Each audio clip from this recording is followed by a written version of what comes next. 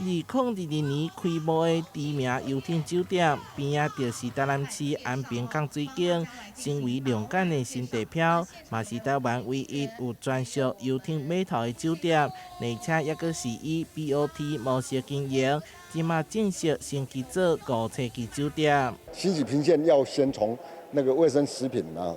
做起也透过呢5星评鉴呢让我们公司的同仁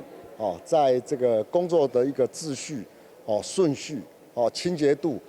各方面的讲究更加的细腻。以在地文化为核心，积极推动台南特色旅游。2024年更成为总统就职国宴指定场地，以高规格招待外宾。最近更甲国际知名 IP 小小羊举办主题活动，结合在地特色甲国际元素，展现台南多元丰富的观光魅力。